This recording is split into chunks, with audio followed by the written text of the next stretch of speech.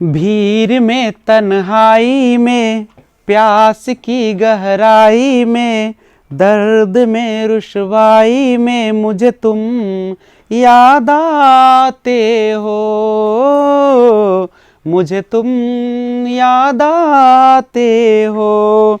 गीत में शहनाई में, ख्वाब में पुरवाई में, धूप में परछाई में मुझे तुम याद आते हो, मुझे तुम याद आते हो।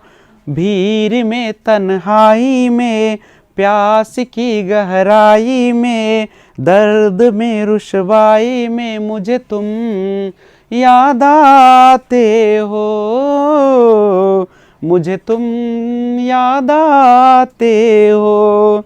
तेरी चाहते मेरी जिंदगी, तेरे प्यार को मैं भुला ना सकूं।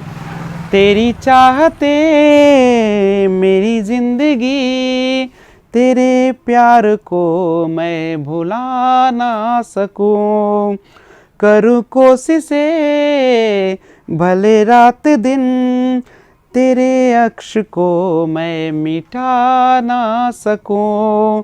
प्यास की गहराई में, भीड़ में तन्हाई में, दर्द में रुसवाई में मुझे तुम याद आते हो, मुझे तुम याद आते हो। Hello friends, this is Vijay Rajpushp and welcome to learner eyes by VRP. तो आइए एक बार फिर से मैथ पेडागोगी के तहत आज पार्ट 30 लेकर आया हूं, जिसमें हम लोग सीखेंगे मैथ्स लर्निंग स्टेजेस, यानी गणित अधिगम की अवस्थाएं। यानी जब गणित आप अधिगम कर रहे होते हैं, सीख रहे होते हैं, तो वह कितनी अवस्थाओं से होकर गुजरती है। तो देखिएगा, बच्चा जन्म से लेकर और किशोरावस्था तक जब होके गुजरता है तो उसमें वह गणित अधिगम की 6 अवस्थाओं से होके गुजरता है। कौन कौन सा है देखिएगा। पहला आरंभिक अवस्था, जिसे इमर्जेंट फेज कहते हैं आप, जन्म से 3 वर्ष की अवस्था। दूसरा मिलान अवस्था, मैचिंग फेज, जो 3 से 5 वर्ष है।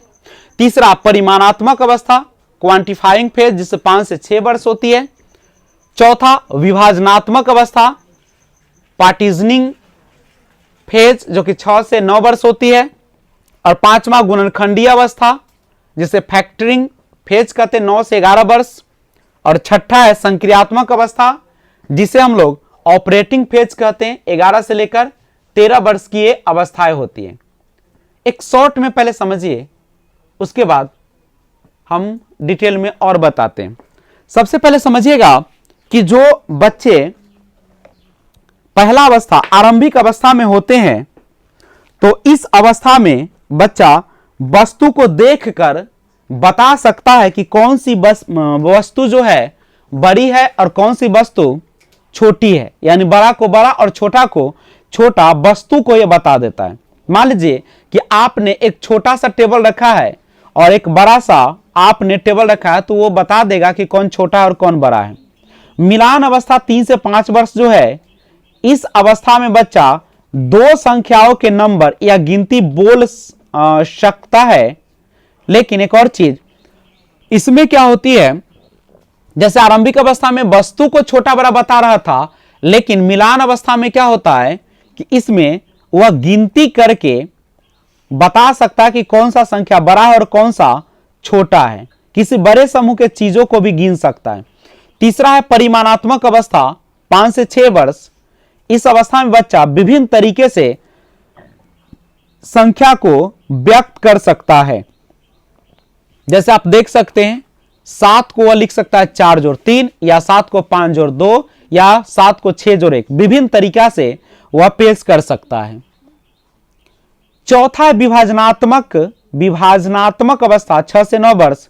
इस अवस्था में बच्चा बड़े संख्याओं को स्थानीय मान पर विभाजन कर देता है, 2 या 3 संख्याओं के नंबर तक। जैसे 245 को लिख सकता है 200 जोड़ 40 जोड़ 5।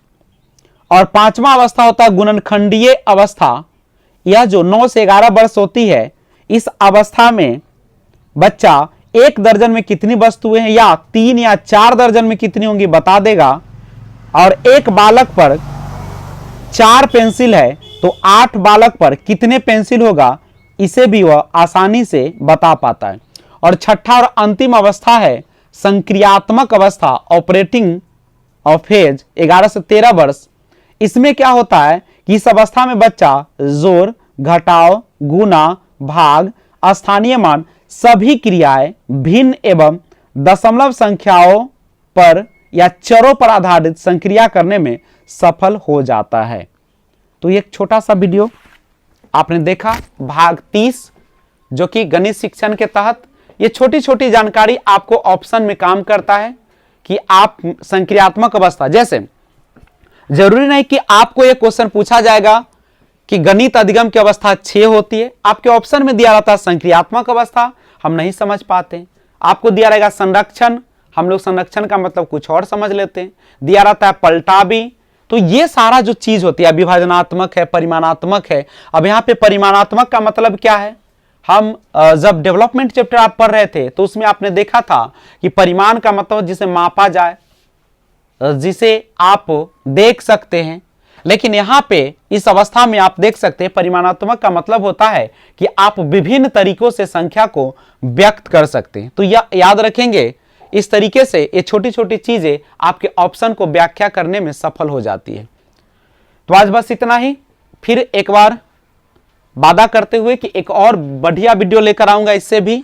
ये था आपका लर्निंग स्टेजेस मैथ का, यानी गणित अधिगम की अवस्थाएं था, और उसके बाद कुछ और नए टॉपिक्स आएंगे। लेकिन चाहते हैं कि इस तरीके का वीडियो आपको लगातार मिलते रहे, तो आप इस चैनल को जितना ज्यादा हो सके आप शेयर करें, खुद पढ़े, दूसरे को भी पढ़ने का मौका दें, और अगर आप नए व्यूअर्स हैं तो खुद सब्सक्राइब करें, औरों से भी सब्सक्राइब कराएं। Thanks for watching, keep watching. जय हिंद, जय भारत।